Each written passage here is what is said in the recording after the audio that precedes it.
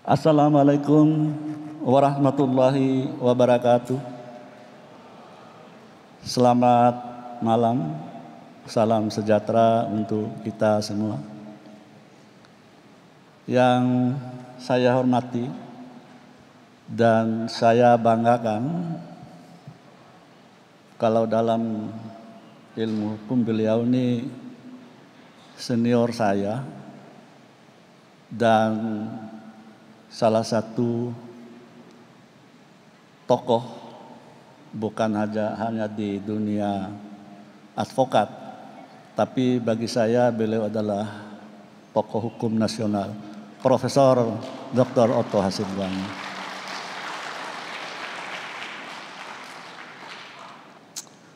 Yang saya hormati, saya banggakan dan saya kagumi seluruh keluarga besar advokat yang bernaung di bawah Peradi. Selamat ya.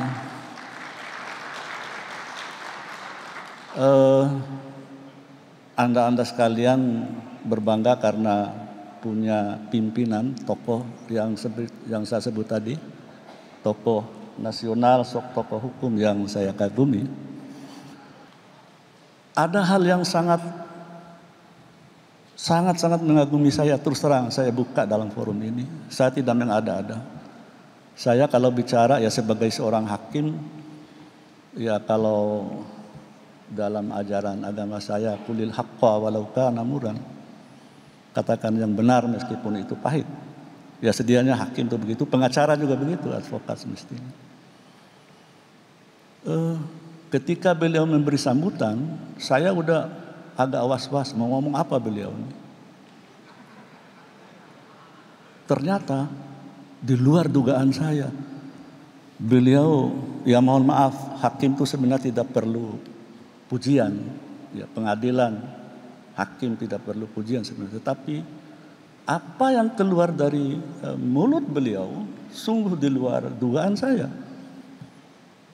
Ternyata beliau, ya mohon maaf, memuji Mahkamah Konstitusi dan mengatakan beliau belum pernah ya dikecewakan, ya walaupun dalam hati pasti kecewa, karena saya yakin betul siapapun kita ketika sesuatu itu tidak sesuai dengan harapan kita pasti kecewa.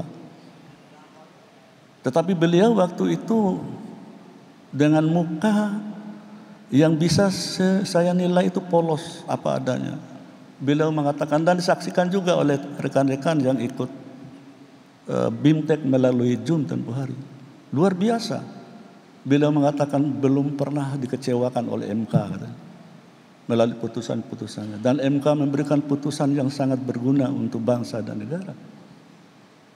Walaupun saya sendiri selaku hakim, saya dan Mas Yahya Sam itu udah 30 tahun lebih jadi hakim. Dan saya yakin semua putusan yang kami jatuhkan tidak mungkin bisa memuaskan semua pihak. Itu nonsens. Nah, itulah yang membuat saya, ya mohon maaf, semakin kagum sama beliau. Padahal dulu saya ingat, mungkin Prof. Otto masih ingat, ada perkara pilkada dulu ya. Enggak usah saya sebut ya, daerah mana, provinsi mana atau kabupaten mana. Dan itu menguras perhatian masyarakat waktu itu. Mohon maaf, beliau berada di pihak yang kurang beruntung waktu itu. Masih ingat ya, Prof. Otto.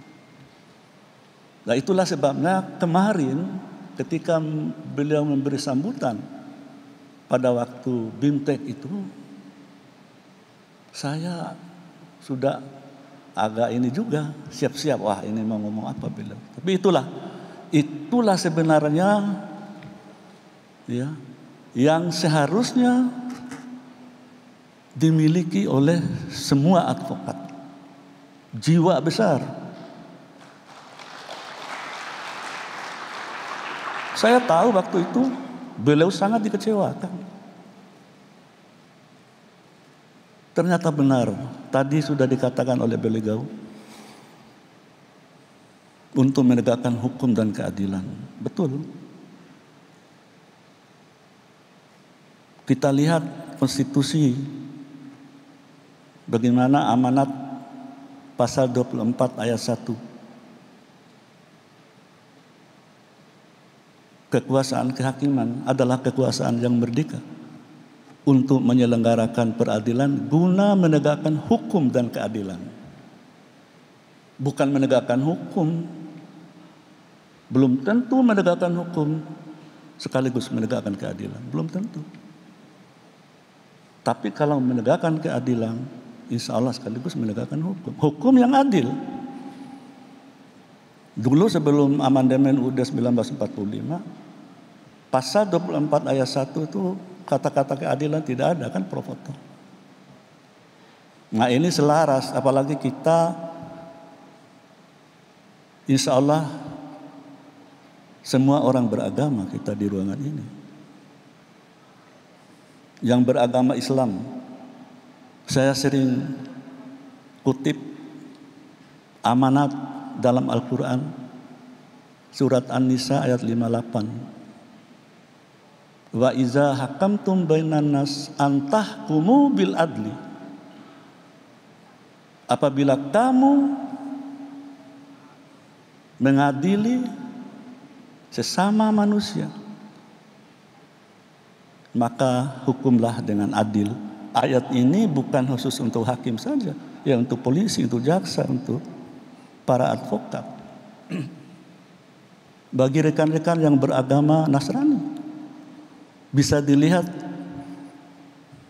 dalam perjanjian lama 19, Imamat 19, perjanjian lama. Ada amanat juga untuk menegakkan keadilan berdasarkan prinsip-prinsip kebenaran. Dalam agama Hindu juga, kitab Bhagavad Gita Sloka 4 juga mengamanatkan hal yang demikian. Jadi indah sebenarnya untuk mencari keadilan. Tetapi yang paling utama, di mana itu letak keadilan? Tidak ada dalam KUHP. Konstitusi tadi juga pasal 24 ayat 1 hanya mengatakan tegakkan hukum dan keadilan. Kita buka-buka nggak ada. Maka seorang tokoh India yang cukup terkenal, Mahatma Gandhi, apa kata beliau? Pengadilan yang paling tinggi adalah pengadilan hati nurani. Jadi keadilan datang dari sini. Konstitusi, KUHP, undang-undang lainnya, itu hanya sekedar norma yang harus kita implementasikan. Tetapi muatan keadilan itu ada di sini. Tadi bagaimana Mars Pradi yang luar biasa, yang pada intinya tegakkan hukum meski langit akan runtuh. Kata-kata ini kalau tidak salah pro foto keluar dari seorang yang sangat terkenal, Cicero, Fiat Justitia Ruat Caelum. Itu moto advokat. Tadi ada di Mars. Yang mudah-mudahan itu akan menjadi kenyataan. Saya tidak akan berbicara lebih jauh lagi. Insya Allah Prof. Otto pada suatu ketika ada BIMTEK lagi terkait masalah lain-lainnya. Tetapi yang pasti saya sepakat, saya setuju bahwa advokat benar merupakan organ ya, yang bertugas walaupun tidak tercantum seperti MK misalnya amanat pasal 24 C ayat 1 ya, Mahkamah Konstitusi berwenang untuk mengadili, pada tingkat pertama dan terakhir yang putusannya bersifat final untuk menguji undang-undang terhadap undang-undang dasar. Memang tidak ada itu di konstitusi yang mengamanatkan kepada advokat. Tetapi kalau dikatakan bahwa advokat adalah satu, saya sering mengatakan Pak Oto di berbagai tempat, betul itu. Advokat salah satu organ yang akan meluruskan penegakan hukum dan keadilan, betul. Yang wilayahnya, wilayah hukum, wilayah kekuasaannya jauh melebihi wilayah hukum atau kekuasaan hakim konstitusi sekalipun. Tadi sudah disebut oleh Pak Oto. Misalnya dalam perkara pidana, mulai dari tingkat penyidikan, ya, oleh kepolisian, penuntutan oleh kejaksaan, melalui sidang di pengadilan juga jelas advokat akan tampil. Setelah putus di pengadilan tingkat pertama, naik lagi banding, kasasi, bahkan PK. Ada satu hal yang belum disampaikan oleh Pak Oto. Bukan hanya itu, Pak Oto. Kekuasaan rekan-rekan advokat itu bisa masuk ke 4 lingkungan peradilan. Nah, ini luar biasa. Plus Mahkamah Konstitusi. Kita tepuk tangan aplaus. Luar biasa. Yang wilayah hukumnya dari Sabang sampai Merauke. Mungkin itu. Jadi mohon maaf. Saya tadi langsung dari kantor, lalu didaulat untuk tampil, dan saya punya kewajiban moral juga untuk menyetujui permohonan panitia untuk menyampaikan sepatah dua kata. Mohon maaf apabila ada kekeliruan atau kekhilafan saya dalam menyampaikan sambutan ini, dan terima kasih atas segala perhatiannya. Billahi taufik wal hidayah. Wassalamualaikum warahmatullahi wabarakatuh. Waalaikumsalam warahmatullahi wabarakatuh.